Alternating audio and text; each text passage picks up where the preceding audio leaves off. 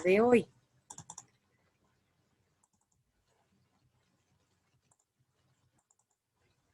Bueno, el día de hoy vamos a hablar de lo que son las personas colectivas, ¿no?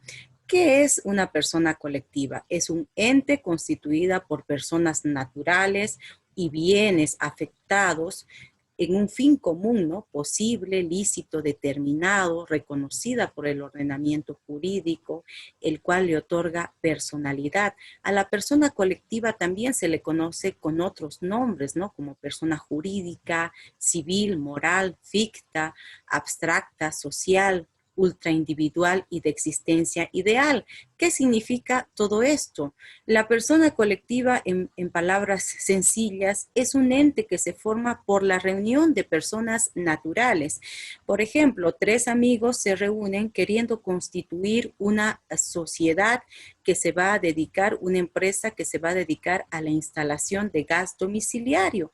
Estos tres amigos son personas naturales. Para que se constituya esa persona colectiva, se necesita de las personas naturales. Se necesita también que ese fin que vamos a perseguir sea lícito, sea posible, sea determinado. No se puede crear personas colectivas o empresas o sociedades que no tengan un fin específico. En el ejemplo que les estoy colocando, ellos tienen el fin de qué trabajo realizar, prestar ese servicio de instalación de gas domiciliario. Entonces van a crear esa empresa dirigida a eso, ¿no? A ese fin determinado, a ese fin que tiene que ser posible, que tiene que ser lícito, no tiene que ir en contra de nuestro ordenamiento jurídico. Entonces, esa persona colectiva es eso, ¿no? Es un ente que se constituye por personas naturales, ¿no?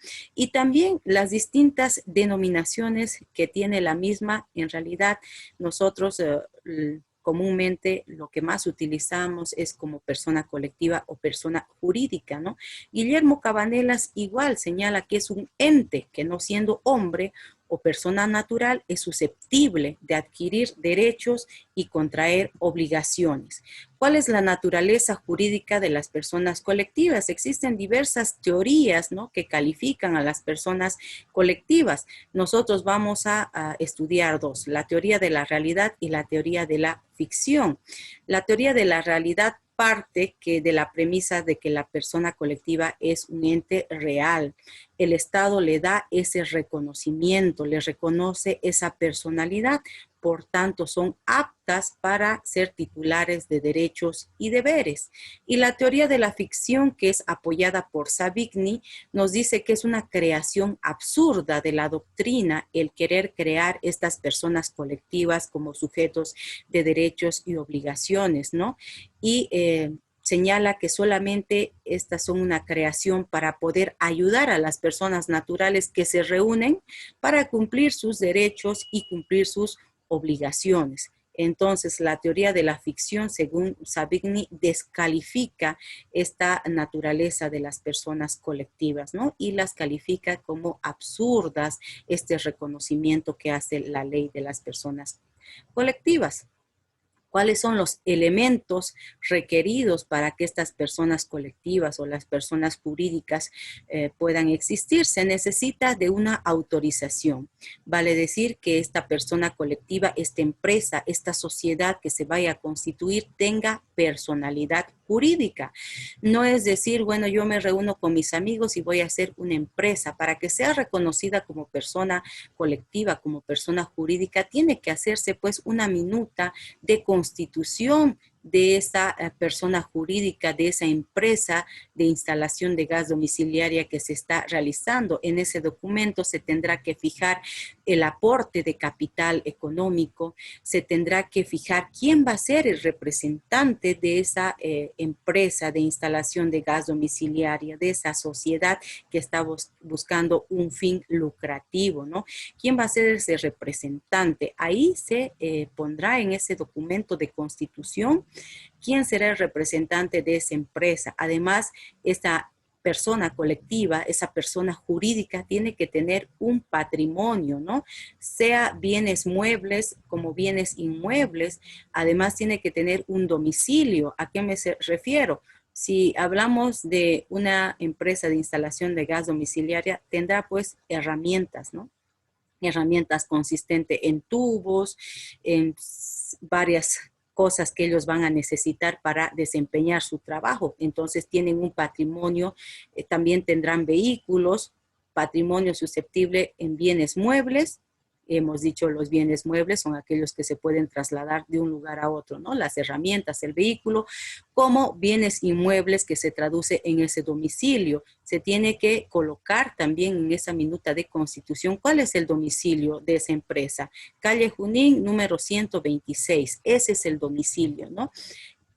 Entonces, para que una persona colectiva pueda tomársela en cuenta, pueda existir, tiene que tener estos requisitos mínimos, ¿no?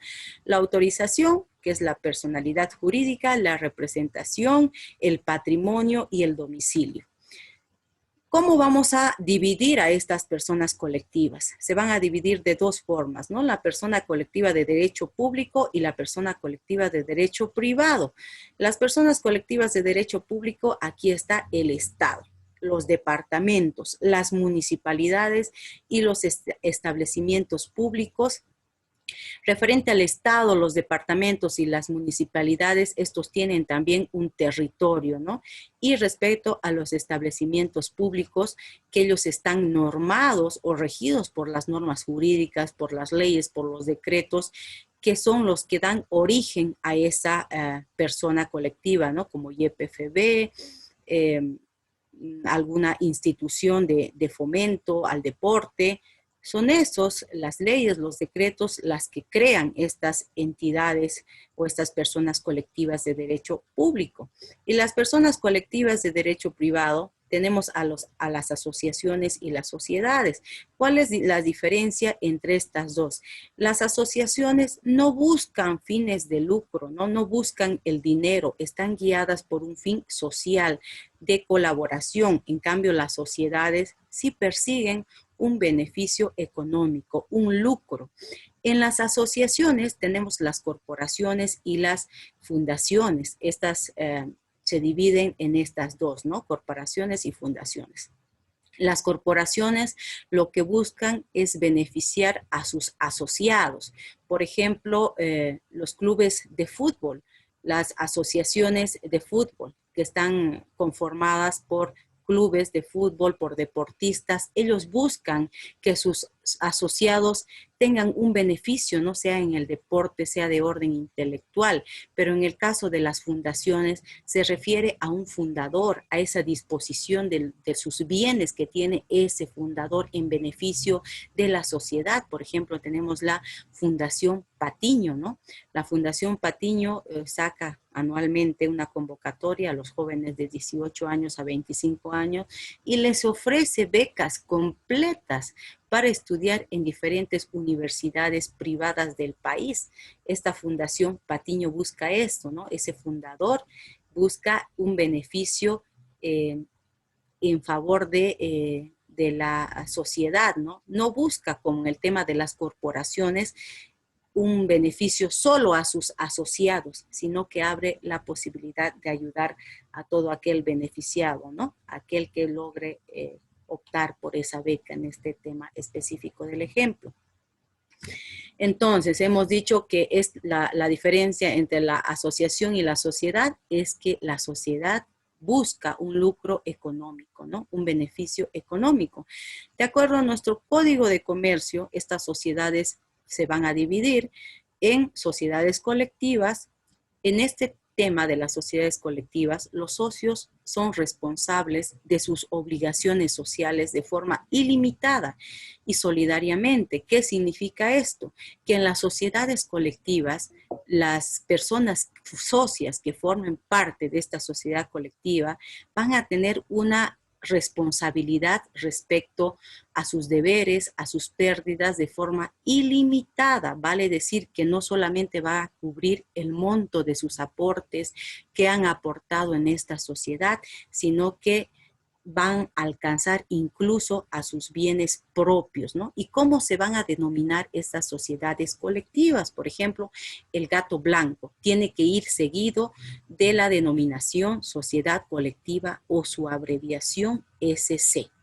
Entonces, en estas sociedades colectivas, los socios responden de forma ilimitada, no solamente con los aportes que hacen a esa sociedad, sino hasta con sus propios bienes.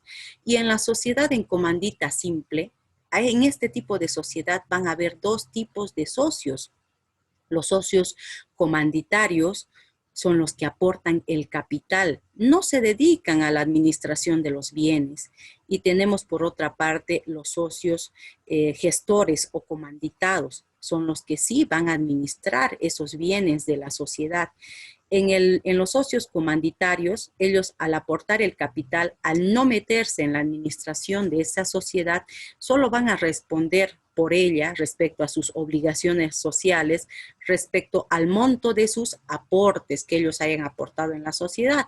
A diferencia de los socios gestores, que ellos sí dirigen esa sociedad, sí administran esa sociedad, ellos van a responder con sus bienes de forma ilimitada y solidariamente. Vale decir que pueden ser afectados hasta en su propio patrimonio.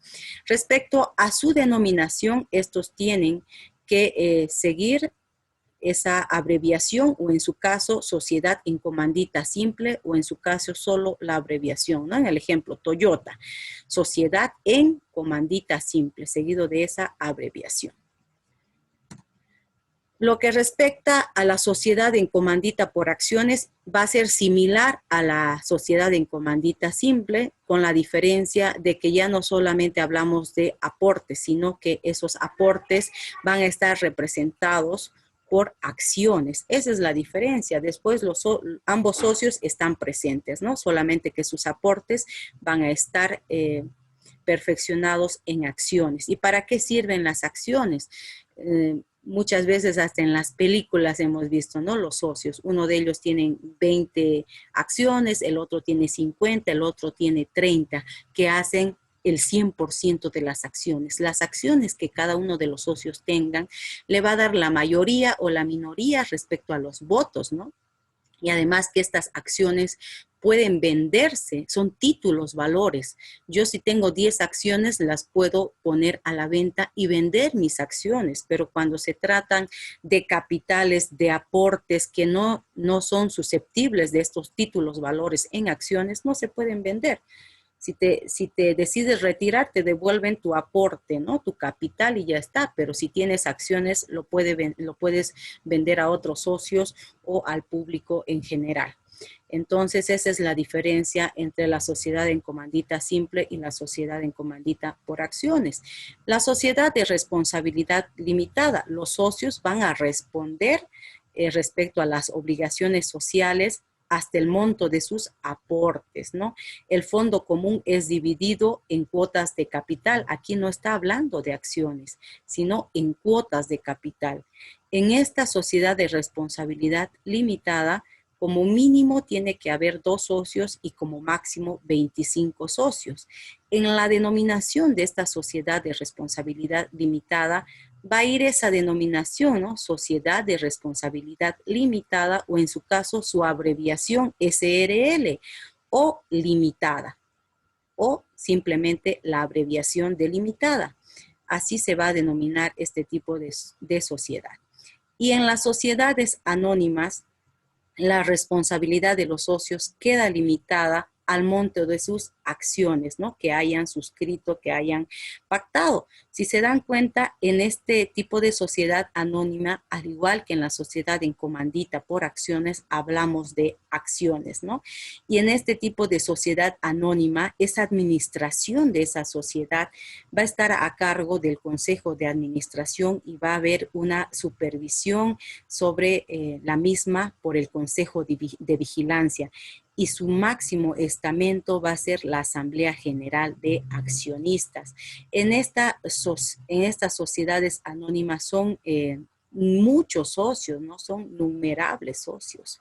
Muchas veces en los diferentes tipos de sociedades ponen, por ejemplo, un nombre específico, ¿no? Manaco. Coca-Cola, pero otras veces deciden establecer esa razón social de acuerdo al apellido de los socios. Estos tres amigos, digamos, Durán, Vélez y Ramos.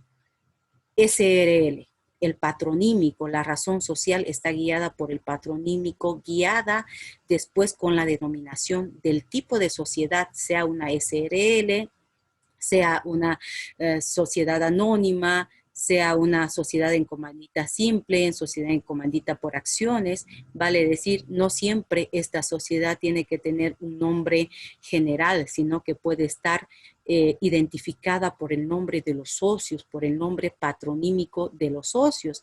Pero existen, por ejemplo, en estas sociedades anónimas que pueden ingresar más de 25 socios. En la sociedad de responsabilidad limitada, máximo 25 socios. En las sociedades anónimas, más de 25 socios. No podemos poner el patronímico de cada una de ellas, ¿no? Entonces, en este caso, cuando es imposible poner, vamos a establecer, por ejemplo, Manaco y compañía o Martínez y compañía. Solamente se está haciendo mención a un nombre patronímico y al resto se lo está sintetizando con ese término, ¿no? Y compañía. Las sociedades de economía mixta, aquí existen dos tipos de capital, un capital por parte del Estado y un capital privado. En la denominación igualmente se hará mención a esa abreviación, ¿no? Sociedad de economía mixta. Puede entrar toda la denominación sociedad de economía mixta o hacer esa abreviación, ¿no? SAM. Ejemplo, SEMAPA, sociedad anónima mixta en su abreviación. Y las sociedades accidentales o por cuentas de participación, estas sociedades no tienen una personalidad jurídica, no tienen una personería jurídica en sí, no tienen un domicilio fijo, solamente se reúnen estas sociedades para lograr un fin, una operación comercial determinada y luego se disgregan cada cual por su lado. Existen situaciones donde empresas constructoras quieren adjudicarse una obra, sin embargo son pequeñas y deciden unirse con otra, ¿no? Se asocian. Vamos a poner el ejemplo de que quieren una sociedad, vamos a poner en comandita simple, quiere adjudicarse la construcción de un puente. No le alcanza su capital, no tiene mucha maquinaria y decide asociarse con otra que se denomina, no sé, sociedad en comandita Pérez. Ambas se reúnen y ¿qué van a formar? Van a formar una sociedad accidental o de cuentas en participación. Ambos van a adjudicarse, van a concluir el puente y después cada cual por su lado. En este tipo de sociedad solamente se unen de forma transitoria. Es por eso que no tienen una personería individual para este tipo de sociedad, porque es una sociedad accidental. No tienen un domicilio físico establecido para esta sociedad accidental. Solo se reúnen de forma momentánea, de acuerdo a su interés, de acuerdo a la circunstancia y después cada cual por su lado. A eso se refiere con la constitución de este tipo de sociedades accidentales o de cuentas en participación. Habríamos terminado con el tema del día